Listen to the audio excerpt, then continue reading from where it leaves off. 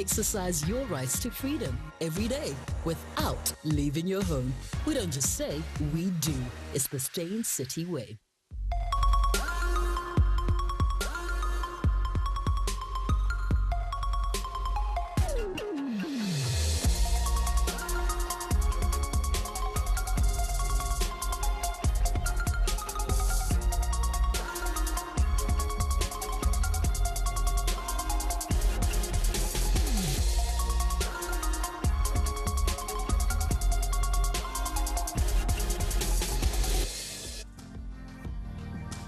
Hello and welcome to Real Talk with me, Anele, right here on SABC3. The stage is yours. Family. They're the support system who get us through the challenging times in our lives. The loved ones we create lasting memories with over holidays, and often the people who can take us from 0 to 100 real quick in any argument. For all that they're worth, family is a blessing to have. Sadly, not everyone born into the world gets to experience that firsthand. For a lot of young children, they face the heartbreaking and soul-destroying prospect of being abandoned. This is where adoption can turn things around. Today, we celebrate World Adoption Day, whereby ambassadors from all over the world organize events to raise awareness and support of the families brought together by the power and the beauty of adoption. My guest today will take us through their individual journeys of how adoption has impacted their lives. To begin with, we'll be gaining a better understanding of the process of adoption with the help of adoption social worker Margaret Nhlanhla, who is with us from the ABBA Specialist Adoption and Social Services, and she's been here very early. So thank you for coming early, and thank you for being here. Thank you. So the first thing I want to know, Margaret, is people, when we think adoption, immediately, you know, the assumption is that adoption is a practice that is done by couples or anyone, actually, who cannot conceive children. What are the different reasons that people will adopt a child? Okay, Anele, you know, people, they adopt, obviously, for different reasons. And not having children of your own is one of the reasons why people are adopting. But like I'm saying, there's various reasons to that. It's not only people that are having infertility in their relationships or in their marriages that you know, that are adopting. There are other people who are adopting because of the love of the children, you know, people that are just generally love children, and they're adopting because of that. And again, there's also people that are adopting because of they want to grow their families. So even people that are having children of their own, you know, they still also, you know, look at adoption as a way of growing their families. Can you run us through the different types of adoptions? Yes, of course. There are different types of adoptions. There is non-disclosed adoptions. Which means what? Which means that the identifying details of the biological parents are not known to the applicants. They will never be known. They would know. Obviously, it depends. It really depends on the you know, the complexities of you know, the adoption. So, for instance, if I then am giving up my child for adoption, could the details be known to you guys as social services? Yes. So that when my child turns 18 and decides, actually, I understand that this is my adoptive family, but I'd like to at least meet my mother. Yes. That's something that is always will be available. Yes, okay. yes. And that is then deemed a closed adoption. Yes, all right? yeah, and undisclosed. Non-disclosed because adoption. It's not, it's closed, so obviously no information has been known. Okay, and open adoption? We've got an open adoption where obviously the details are known, so the applicants will know whose child they are adopting. So, and a lot of times they parties can choose to enter into a post-adoption agreement where there will even be contact, even, you know, etc. So that is very open. I know that Anele is adopting my child, you know, so you know my child has been, you know. So I get to vet you actually and get to see if you are the person I want to give my child to. Yes, yeah. In the NDA, well, listen to me, NDA, wow, Anele, clearly I harbor secrets. In the non-disclosed adoption, do I get to know who my child is going to? Not always. Okay. Not always, because it's non-disclosed, like I'm saying. But there's a lot of things that are being taken into account. So your wishes as a biological parent, you kind of like you'll be asked, what are your wishes in you know, what kind of a family would you like to see your child going into? Then you also kind of like get preferences to say, I would like a couple, or it doesn't matter as long as my child, you know, is in a single parent. Yes, you know. So those are your wishes that we also look into. It's ideal ideal, you know, but it's not always the reality because it also depends on the parents that are on the system. So who can adopt? Who's eligible to adopt? You know, the Section 231 of the Children's Act is very open. It, you know, it makes adoption accessible to most people. So according to the Act, you need to be more than the age of 18 years. However, the Act doesn't say up to what age you need to, you need to be. And again, it says that you must be having a clear criminal record. You must be fit and proper, and again, your name must not be appearing on the Child Protection Register. Oh, yes. Because, I mean, you know, we're in a terrible time with violence with women and children, so you have to be aware of who this child is going to. Yes, yeah. So, in other words, then, we don't discriminate, you know, when it comes to applications because the Act is very open. However, we, you know, we select and screen parents that are, you know, having the child's best interest principle in the mind. You know, how long is the process taking? Adoption process. You know, Anele, it can take. I want to explain to you, you know, why it's taking this much. So the screening process itself, it can take anything up to, you know, between 3 to 4 months, even up to 6 months. You know, in some cases. And again, because of the investigation of the adoptability of children, that can take up to 8 months, also depending on the complexity of these children, you know, with regards to their medical needs, you know, the child's needs and all those kind of things. So we're looking at up to, you know, from after placement, when the child has been placed in the family, the child would then be placed in the family where matching happens, and then after that, up to the noting of the adoption with the Department of Home Affairs, we're talking about, you know, a year plus. That's good numbers for me because you're literally placing a life in another life. So you want to be able to vet. There's a voice note coming through for you, Margaret. Let's state. I would like to know if there's counseling for people who want to adopt first. Because I feel like before you make any decision about adopting, you need to know what you're getting yourself into. So I would like to know if they offer counseling for some of the parents who want to adopt kids, because we don't want a situation whereby they resent the kids when they adopt. All right, yes. Anele, there is counseling that forms part of the screening process of adoptive parents.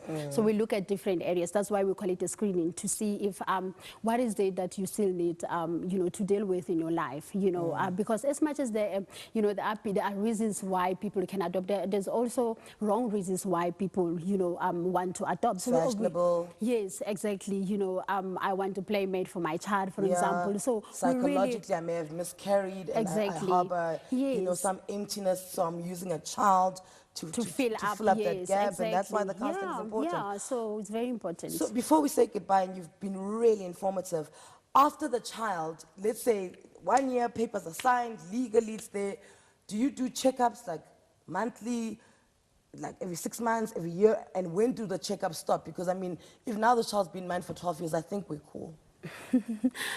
Listen, Anele, obviously, before we place the child in, okay, we would have done the screening process. So before we can even place the child with you, we know that Anele is able, you know, is willing, she's fit and proper. So obviously there's no doubts about that. Your credit record will be clean and everything. So we'll not be having, you know, concern. So once we place the child, there is a period, about a 2-year period that we call aftercare, you know, services, where we kind of like monitor how is it going with the child, is, you know, is everything going well? At the park, yes, you know, but it's not necessarily, it's not like we're checking you out because we've done our process thoroughly before we know. But however, if I want, you know, if I'm in the area where you're staying, I will call and say, Anele, are you home? I'm in the area, can I pass by? You know, and again, there is in a form of documents, for example, where you will be sending us photos to say, this was the child's first birthday, you know, this is us on holiday. So we kind of like know what's happening out there with the child. Oh, I like that. There's a whole lot of paperwork, but it's matched with a whole lot of emotion. Yes. Margaret, you persist. Thank you for your time. Thank you for having me. Thank you to my guest, Margaret Nhlanhla, who works as an adoption social worker with ABBA, specialist in adoption services. Now, if you'd like to share your thoughts on today's show, our WhatsApp number is up and waiting for you to use it. Please remember, we can only accept voice notes and try to keep them around to 20 seconds, so we'll play them and answer any questions that you may have. We'll be back after the break.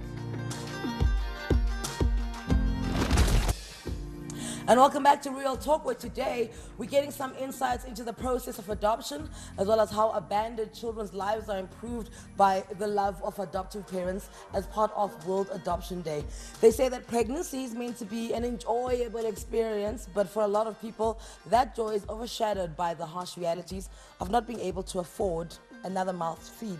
Kgomotso Mgiba is a 28-year-old accounting student and a single mother of a 10-year-old who made a tough call to put her second child's well-being above her own by giving her up for adoption so she could benefit from an upbringing she wasn't able to provide for her. Please help us in welcoming Kgomotso Mgiba to the show. Welcome, Kgomotso. Thank you, Anele. I saw they were helping you rap you, and I was like, Yes. guys, the head rap is the riskiest thing. Eh? Yeah. It will show you flames in the middle of life. So you have a 10-year-old already. Yes. When you had that child, were you hesitant about having your firstborn? When I was having the second or the first? The first one. The first, I felt ready, but emotionally I was not clearly ready. You understand? So having the second one was like facing that reality again. Because I felt like I'm telling myself lies, where else emotionally I'm not ready. Physically I might be, but the expectations of people that they expect us to be mothers just because we are pregnant, emotionally and psychologically it means that we are ready. You see, so yeah, I was not. So you'd say your first child taught you a lot about yes. what you are capable of doing and what you're not capable of doing. Yeah. So when you fell pregnant for the second time, was there, I mean, like, because you were in a relationship, you know, was there a moment of, oh, this is good? And then only when your partner was like not excited about it, did it also dawn on you the darkness of what was happening? You know, with our imagination, I expected something different. I expected the guy to be ready. We are matured, we know what we want, you know. We want to plan families and move on with life. But I was excited with the second one, very excited to be a mother. But emotionally, I wanted someone to support me. Like, as in psychologically, I felt like my state of mind is not where it's supposed to be. So when he said to me, you know what, I'm not ready for a third child, supposedly, to him. Then, yeah, my world fell apart. I felt like by the second child, you must be married. That's how they expect us to be, our parents. We must be married, have a job, have your own house, and achieved something. But by then, it was different. So it would have been his third child, but the first one with you? Yes, the first one with me. So your firstborn is not his child? Yes, it not. Okay, so then he tells you that you must terminate the pregnancy? Yeah, and the process was like, he first gave me the 1,000 rand. I took the 1,000 rand and went shopping. Yeah, I did that. And told lies that I terminated the pregnancy. But soon after, he discovered that I didn't terminate the pregnancy. How did you discover? He noticed that the belly was growing because we stayed in together. Yeah, then that's when he started asking questions.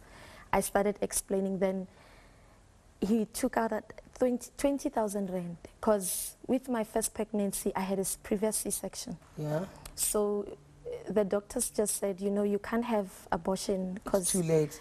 Even if it's too early, you can't have it. You will have internal bleeding. Okay. So even if I try and hospitalize you, but it's not going to be all right afterwards. So yeah, we went to several doctors. Then afterwards, we went to a specialist. That's when realities kicked in that, you know, you can't terminate the pregnancy, even though you love the child. But I have this imagination of raising my kids with a family, not alone. Were you struggling to raise the first child? Yes, I was struggling to raise the first one. So when do you decide on adoption? Months went by, the pregnancy is growing. He was in military, so he deployed. After he deployed, I was alone, reality kicked in, then I had to make a decision. Decision is not about whether it's right or wrong.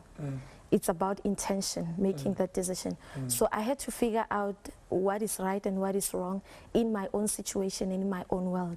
So facing the situation, it was like I didn't have a choice. Like if I keep the baby financially, you're gonna drown. Because worst part, I was in college. So my mother raised me as a single parent. So the disappointment of going home With another child. Did your mom know you were pregnant for the second time around? She didn't know anything. Has she ever known? Yes, she knows.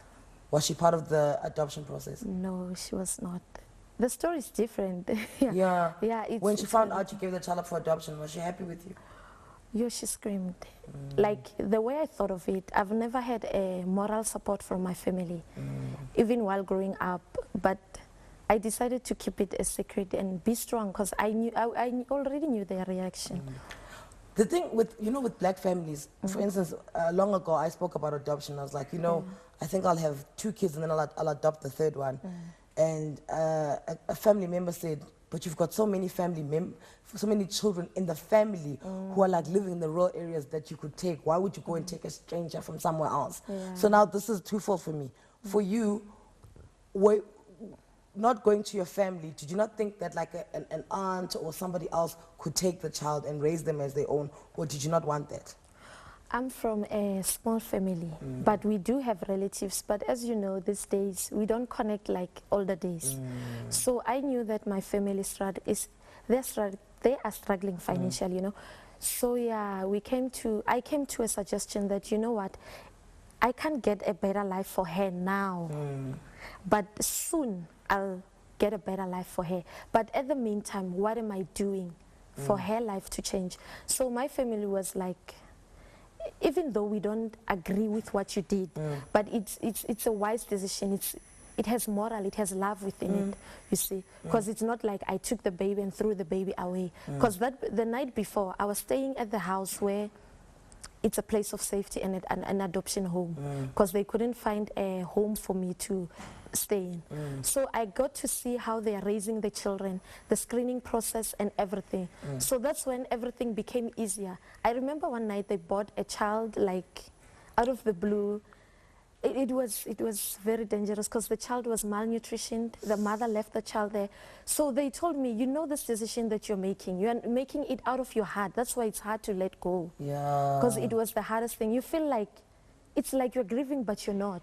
Yeah, because you can't afford this life for this person, and somebody else can, but it's still your child. Yes. Yeah. And you have fears also. So how long ago was this? It was 5 years ago. Today she's turning 5. Do you know where she is? Yes, she's in Europe, in Denmark. Okay. And do you ever plan to contact the parents? And with my adoption, I get photos and letters. So I prefer keeping it private for her now because she's still young. Okay. You understand? So with me, I plan on maybe 18 years. Okay. I'll go look for her. Because I even met the adoptive parents. Okay. Yeah. And your child, the 10-year-old, is it a boy or girl? A girl. Does she know that she's got a younger sister? Yes, she even met her. Okay. Yeah, we met the adoptive parents together. Oh, okay. So like it's a very open, fluid, like two-way street, you call it. Because I don't keep quiet about it. And you've never regretted it? I don't even regret it. Unlike keeping a child, where else I know, there are parents who harm their children when they are stressed and they do everything. Just 'cause that's a cry for help. Yeah. And people don't notice that in every human being. Because we put on our makeup and walk out and smile. So, I don't like to say, so if, because we don't live in if worlds, but say you financially right and you're studying accounting, you become a CA, and you have another child that you keep. Are you not scared what the one in Denmark is going to ask you one day about, oh, okay, so they were good enough to stay, but I wasn't? Reality kicks in, ne? That fear. Okay. Like, I even fear to have other children because I'm thinking of her emotionally. Yes. I'm trying to put myself in her shoes. But for now, I think I don't want children, for now. I don't think I'm ready, Maybe adopting another child, because I'm not feeling any void, you understand, but I'm trying to make her understand my situation. Yeah. Thank you so much. Thank you. Thank you. You've opened my world. Literally, I live in this house and you just open another room that I never knew was there. Thank you so much. I hope you've done the same for our viewers. So you just heard from Kgomotso Mgiba. This is the extent of the sacrifices that some parents are prepared to go to in ensuring the best for their child where they feel they will not be able to provide. Thank you so much, Kgomotso, for sharing your story with us. Stay with us. We'll be right back.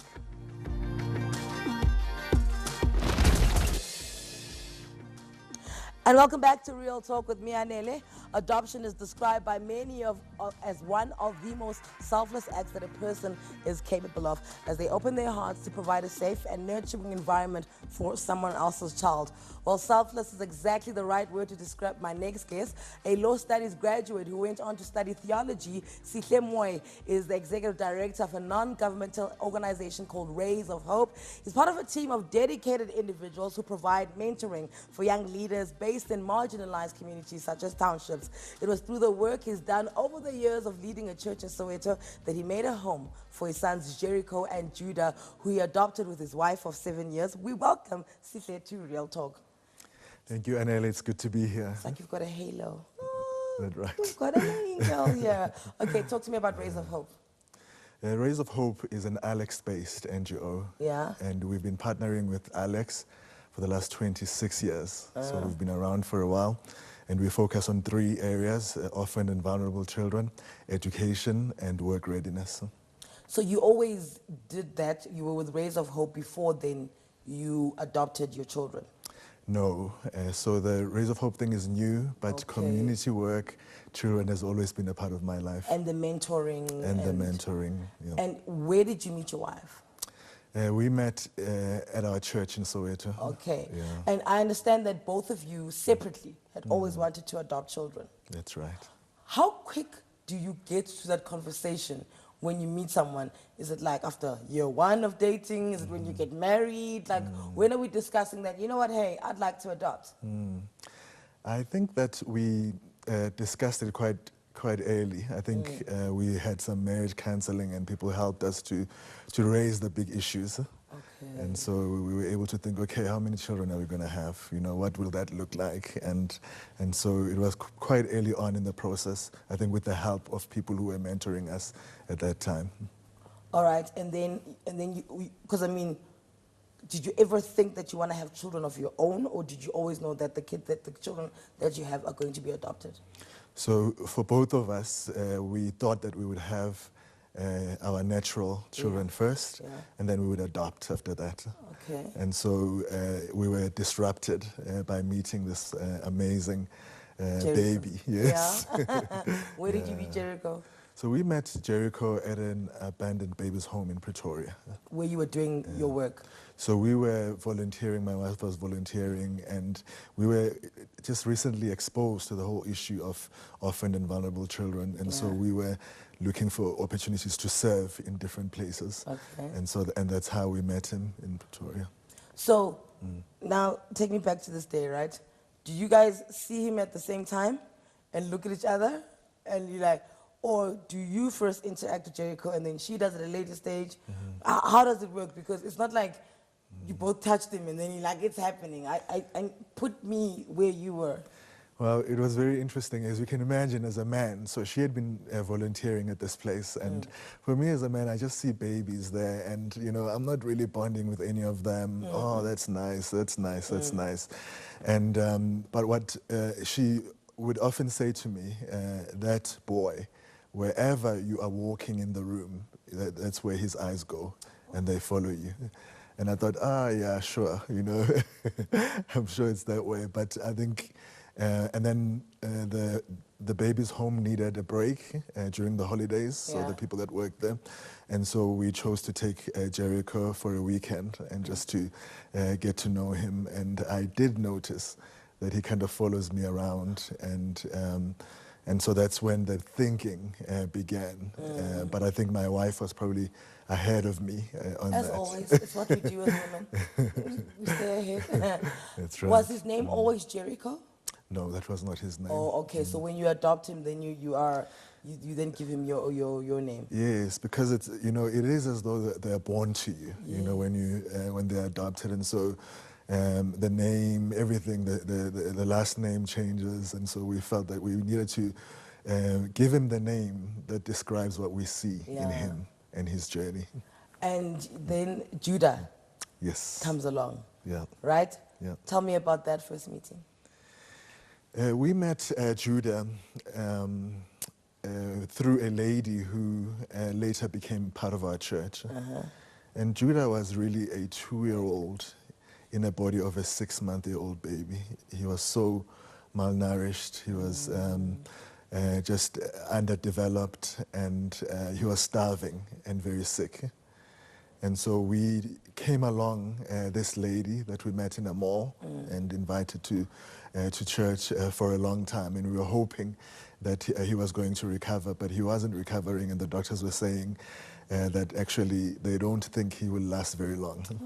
That's how much he was struggling. And how old is he now? Judah now is 7. So he came, I mean, the doctors, thank you for the education, but they were wrong. They said so many things. They said they didn't believe that he would live very long. They said that he would never talk. They said that he would never walk or even crawl. They said that he was maybe even brain damaged. And if you see him today, he's just amazing. He's full of life. At preschool, he won the Smile of the Year. And he's been a joy of our lives. And just to see him grow and overcome all of these odds has been the journey of our lives. So surely then you and your wife just provide a home full of love, and then, you know, what doesn't grow from love? That's true. Do you know what I mean? think life makes a difference, and we prayed and we sought help wherever we could, and it just paid off in amazing ways. Your house must feel like a retreat, like your spirit is so calming. There's a WhatsApp voice note for you. Let's check out what they're saying. Hi, Anele. I'd like to find out if it were to happen that the biological parents of the child that you've adopted want their child back. What does the law say about that? Do they get their children back, or how does it work? Thank you. Because I would assume that on top of the process of like the paperwork and the counseling and, you know, the vetting and all of that, there is a very big legality to the situation. So do you get walked through the legal side of it, which is the administrative side of it? Yes, you do. You do. I think the social workers do a good job of helping you understand what it means. And I just remember the day when the magistrate said, "It is as though he is born to you, and this adoption is irreversible." Okay. And it became quite clear that there's no out. Yeah, this is it. Yeah. This is it. So if someone's watching now and they're thinking of adoption, let's do light and shade. Tell us the beauty of it, and then tell us the dark side of it, if there is for you, because from where I'm standing, like, there's nothing. Well, I think the beauty of it, I had to wrestle a lot with what it means for me as a black man, you know, to adopt, and for some of the things that you've said, that it's not very common, and there are questions about the origin of the child, and what would it be like to have a firstborn, you know, being adopted, and all of those things. And I think most importantly, it was difficult for me. I didn't know, would I really love him, you know, as I would love a natural one. And I think at the beginning, you know, those fears were there, and we knew that it was the right thing. I knew that it was the right thing to adopt him, and yet, you know, we were, you know, I was kind of checking him out and seeing, you know, how is this going to go? But I'm telling you, after a few months, it was just, I cannot imagine loving someone more. And it's been a joy, and because it's been adoption, I feel like the love is richer, and the journey is deeper for those reasons. And I think for anyone who wants to adopt, I think it's the most rewarding thing that one can do. Will you adopt again? Will you have a natural one? That's the plan, to have a natural one and to adopt more. Oh, thank you for your time. Thank you. Say what to Jericho and Judah. Say, hey, what up, what up? We say goodbye to our guest, Sihle Mooi, who is the Executive Director of Rays of Hope, based in Alexandra Township. After the break, we're going into a world that a lot of us observe and often have a lot to say about it, but have very little experience in it. What it's like growing up in an interracial and intercultural family. We'll find out next.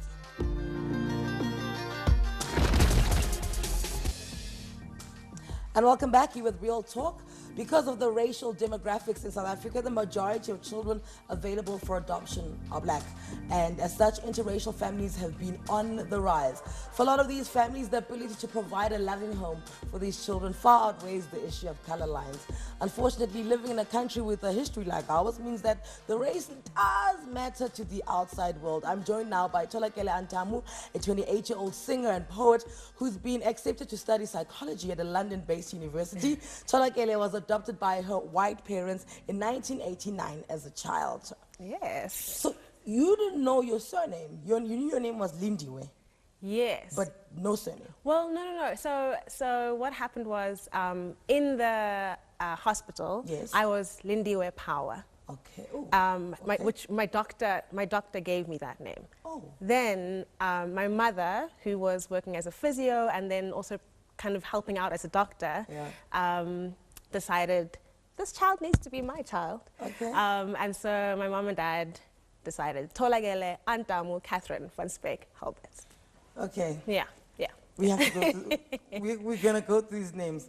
Thola Antamu Catherine van Speyk Halbert. Yes. Okay, Thola, your name. Yes. Antamu? Antamu is power in Tsonga. Okay. Yeah.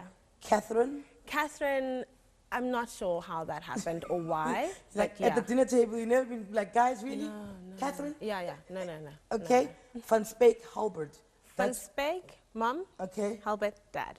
All right. So you don't ever run out of space on forms then? Always, Anele, always. Every day. There's no sticker big enough for me. There's no sticker. Yeah, so what was it like growing up in Cape Town, you know, as a black child to white parents? I'm still trying to figure out what it's like. Cape Town is very white. Yeah. Very, very white. And Cape Town is as liberal as we think we are. Yeah. We are very traditional. And this idea of what family looks like and what family, you know, practices, how family moves through space is very stuck and very traditional. So growing up with white parents who were not wealthy, you know, at a time where black and white was still very, you know, good and bad. Yeah. It was tough. It was tough. Did you ever have to hear your parents explaining your existence in their lives? Yeah, well, I mean, often my parents had to explain, you know, this is my daughter, she's adopted, or these are my daughters, they're adopted. Yeah. But also, after a while, I mean, my parents are very ballsy. So after a while, they just decided, you know, listen, this is our family, you're an absolute stranger. Why are we explaining ourselves to you? No time. And so were they also teaching you to have a thick skin? Yeah. Because, you know, you go to school and Van Speyk Halbert. Yes. Yeah. Yes, and then also announcing on the big speaker, and now this black child stands up to go and receive whatever. Yeah, it's tough. It's a rough one. It's tough. Okay, so there's certain things that you like, from the way to take care of our hair, to the fact that, you know, we need a little bit more moisturizer, otherwise we look ashy. Yes. So is there ever a time where you had to like sit your parents down and be like, okay guys, listen, me black, me need this? Luckily, no. I mean, my parents are pretty amazing like that. They're very multicultural, and I don't know how to explain. Like, the only way that I can explain, I suppose, in a very silly way, is that my parents aren't actually like stereotypically white, whatever that means. You know, just worldly. They're very conscious. They're very awake. They are very able to take on whatever they need to be able to, you know, create a nice, healthy home. Okay. So yeah, my sister and I never had ashy skin. We never had that like knotting situation. They were always Afro coats. No. There were always Afro-combs. There was always amafuta in our house. Okay. Like, yeah. Take me back to a memory where you were made to feel like, oh, okay, I am different, I am adopted. And not by them, because clearly but just like someone else. Yeah, so I think the scariest moment for me, I was 12, and we had this kind of practice with me and my dad, and we went to go and get my hair braided. Yeah. And so we were at the salon in Mowbray, and the woman, the woman was doing my hair, and she said to me, "Oh, is this your daddy?" And I was 12, so I was like, "Yeah." Yeah. And then she said, "Oh, well, he must pay for everything for you. You're so lucky." And then I realized that she thought that this was my sugar daddy, and that I was sleeping with this man, and he was paying me to sleep with him. And Cape Town's got that whole white man. Yeah. So that was really sad, and that was something that stuck with me forever. And just realizing that people were seeing stuff that wasn't there. Thank you. Yeah, I get hot. Hot. People were seeing stuff. People were seeing stuff that wasn't there, and that was very confusing for me. Yeah. And earlier you said something. You said. You were talking about your parents, and then you said, and my parents went rich. Do you feel like there is a little bit more acceptance when the adoptive parents are rich? Like, like if Madonna comes, it's like, oh, look, I want an African child. Like, do you feel like there's more acceptance there, whereas if it's just like a normal, run-of-the-mill, white family who just love their child, that there's like a bit of uphill? So I think what happens is that societies come to understand adoption through wealth. And so culturally, people think, okay, so here's this black person, they've been adopted, obviously they've got all of these things, they've got this education, they've got this da-da-da-da-da. So now this black person is better than the other black people, And so it was very strange for me to be like one of the poorest kids at my private school. I was only at the school because my mom was a teacher. We couldn't afford to be there. And so I was always in these spaces where my parents were white, like everyone else's parents, but I was black, and my parents weren't as rich as everyone else's parents. So it was a very weird dynamic. And my sister and I could always get on a lot better with people in our economic bracket, and that often was black and colored people. But did you never find that you weren't black enough for blacks, but not white enough for whites? Every day, and still. And still like today? I'm learning. I'm still learning how to be the skin and how to practice the skin and practice this body. I'm still learning it. Would you say it's an integral part of your poetry and your music? Definitely, it's a part of everything. Yeah. It's a part. I mean, it's beautiful and terrifying and heartbreaking and wonderful, and so it definitely brings out emotion and words and colors and shapes, and And your sister's also adopted? She is. Is she older or younger than you? She's younger. So she came after you, and do your parents have natural children? No. So no. This is it. We are the natural children. You are the natural children. You are the ones that... Yes. So for you, adoption is something you would do? Definitely, like 100%. I've already, my partner of 5 years, we've already had that conversation. Is it? It's happening, like at least 15. Okay, so at least 15 kids? Yeah. No, I'm joking. You like want 7, a choir, 7. don't you? Maybe you like starting the Antamu 15. I never know these things. Listen, good luck with your music career. Good luck with your poetry. We hope to see you on stages across the world. And thank you for coming to share your story with us. Thank you for making me sweat. Girl, it's what we do here. We sweat. A big thank you to my guest, Thola Antamu, for sharing her experience. There's no argument. It couldn't have been the easiest thing in the world growing up as a black kid in a white community in the 90s in Cape Town. But now that we're in 2017, how much has changed growing up in an interracial family? After the break, we get to hear from a white adoptive mother raising her black daughter. We'll be right back. So it's been a real talk here on SABC3. The stage is yours as we get ready to wrap up our conversation on adoption in honor of World Adoption Day. For Robyn Wolfson Vorster, having her 5-year-old daughter Asha become a member of her family led to a passion that has seen her dedicate her life to child protection advocacy. She has conducted extensive research and written numerous articles for publications such as the Daily Maverick, outlining some of the biggest socioeconomic challenges leading to countless numbers of children being left abandoned and in need of a home. She joins us now. Robyn, welcome to the show. Oh, thanks for having me, Anele. Okay, so let's talk about the journey of Asha. Get into how you became, a child advocate, right? Okay. Like I was asking Sihle, paint the moment when it happened. Okay.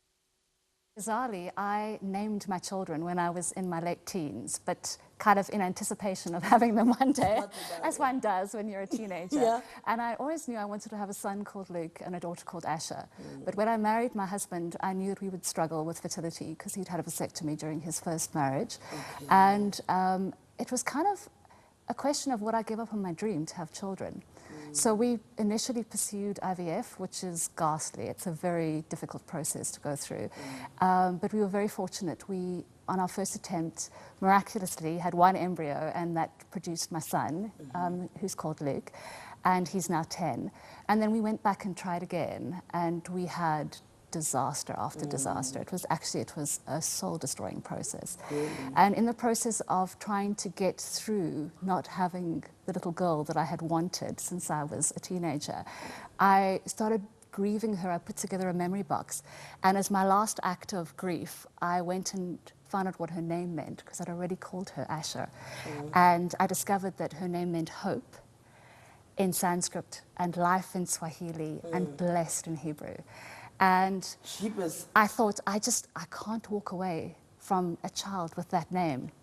So I had a conversation with my husband about adoption, and he had been very anxious about the idea, partly because he already had an existing family, but partly also because, as Sihle mentioned earlier, he was deeply fearful that he might not be able to love an adopted child in the same way that he loved his biological children. And he is a fabulous dad. So I always said to him, if that is your fear, then you need to work through it, because this little girl needs a daddy who adores her more than anything in the world. So I went and chatted to him about it and said to him, look, I'd like to pursue adoption. And he went away and he thought about it and he prayed about it, and he came back a completely changed man. He was broken. And he said to me, he said, if this is what we're going to do, I'm pursuing it with my whole heart. Okay. So that was our process. And there you were. So how then do you, in that process of adoption, you then become this maverick and this person who's writing articles about it. Yeah. In simple terms, what is your standpoint on it, on child abandonment? Well, I think before I get there, I think just to say that that was never my intention. I was never intending to be a maverick. I just wanted to be a mom. Okay. And when we met Asha, it was so much that she had always been meant to be part of our family. That's the only way I can describe it. And I had that sense of here is a little life who had been added to us in a way that she has experienced pain and she has experienced loss, but she blesses us in a way that I cannot explain.